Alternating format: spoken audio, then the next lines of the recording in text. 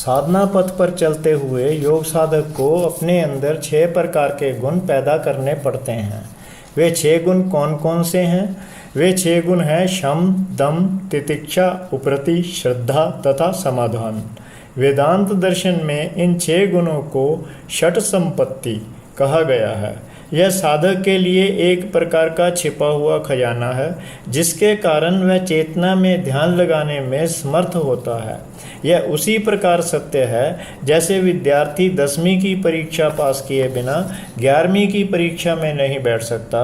यह साधना पथ भी वैसा ही है, जिसमें साधक ध्यान द्वारा अंतःकरण शुद्ध करने के लिए शम, दम आदि गुणों से युक्त हुए बिना चेतना तक नहीं पहुंच सकता।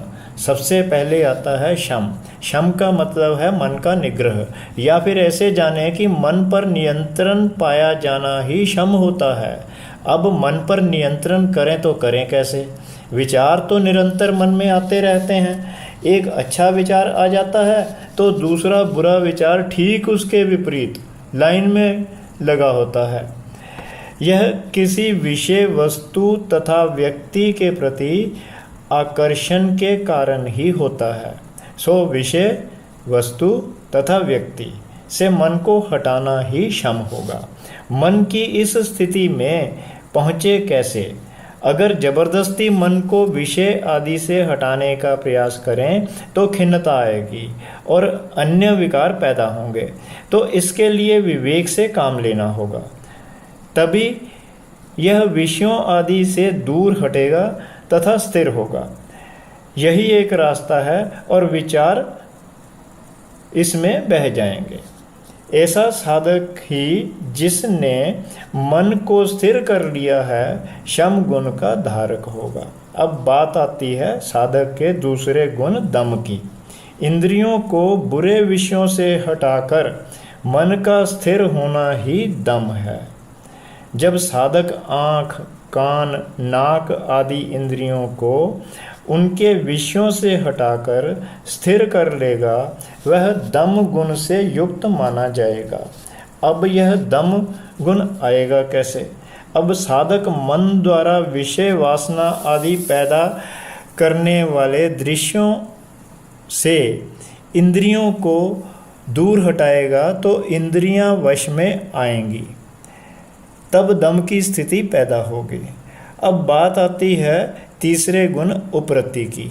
उपरति है किसी भी विषय, वस्तु या व्यक्ति में प्रवृत्त न होना, अर्थात उसमें समभाव रखना। इतना ही नहीं, श्रवण तथा मनन भी परम चेतना का ही करना उपरति है। इसे हम इस प्रकार भी कह सकते हैं कि बिना फल की इच्छा किए सारे कर्मों को परमपिता परमात्मा में केंद्रित करना ही उपरति है। उपरति की स्थिति अथवा यह गुण प्राप्त करने के लिए साधक को सत्संग, कीर्तन, भक्ति आदि करना पड़ता है। साधक का चौथा गुण है तितिक्षा। तितिक्षा कहते हैं द्वंद्वों को सहने की शक्ति को। द्वंद्व क्या है? द्वंद्व है सुख और दुख, लाभ और हानि, गर्मी और सर्दी, राग और द्वेष, इच्छा और अनिच्छा आदि। इन सब द्वंद्वों को समभाव से सहना अथवा इन स्थितियों में मन समभाव से स्थिर होना ही तितिक्षा है। तितिक्षा आती है मन तथा इंद्रियों द्वारा विषयों पर नियंत्रण हो जाने पर। पांचवा गुण जो साधक के लिए अत्यधिक महत्वपूर्ण है वह है श्रद्धा। अब श्रद्धा क्या है? श्रद्धा पूर्ण विश्वास अथवा पूर्ण आस्था है। यह कहा गया है कि शास्त्र में बताए गए वाक्य तथा गुरु द्वारा कहे गए शब्दों पर विश्वास रखना ही श्रद्धा है। श्रद्धा होने पर ही साधक गुरु द्वारा बताए गए साधना मार्ग पर आसानी से आगे बढ़ पाएगा।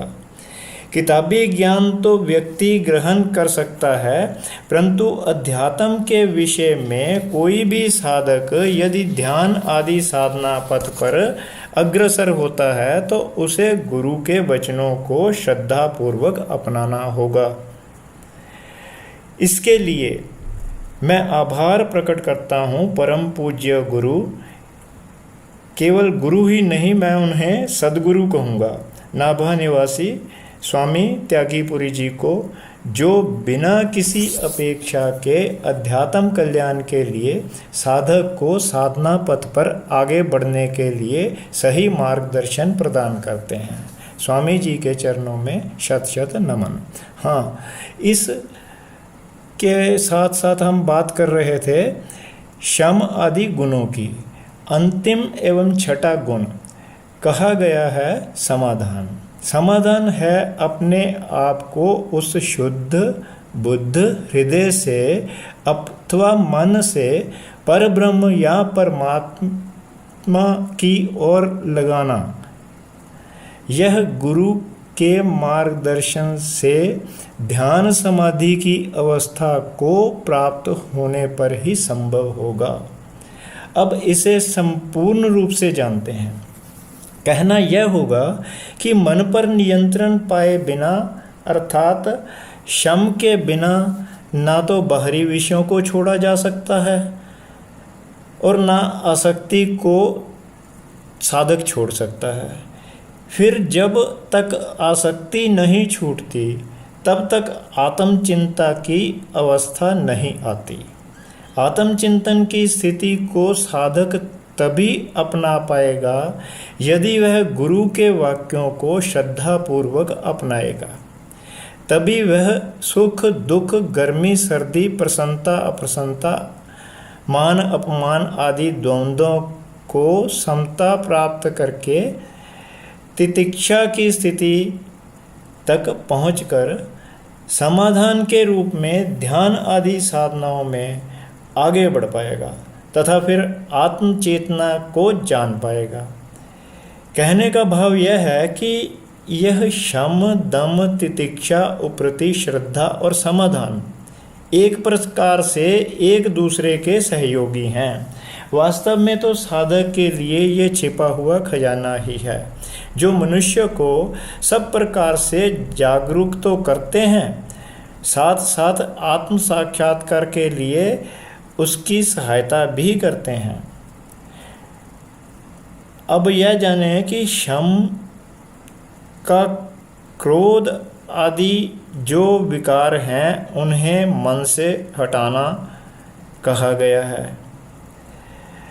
दम विषय के भोग से इंद्रियों को मन से काबू में लाना है।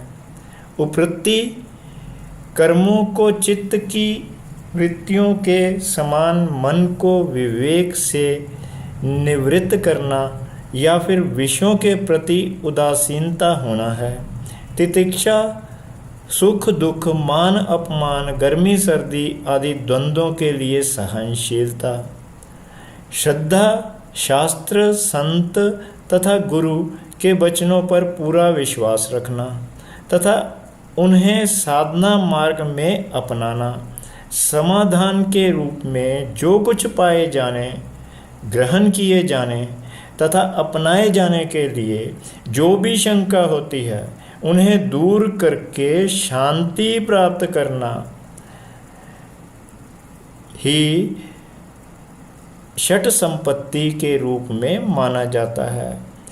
यह इस तरह के गुण हैं जो व्यक्ति को जागृत करने में सहायक सिद्ध होते हैं तथा साधक को ध्यान में परिपक्वता तथा शांति और इसके साथ साथ आनंद की प्राप्ति के लिए भी सहायक सिद्ध होते हैं। ओम नमः शिवाय।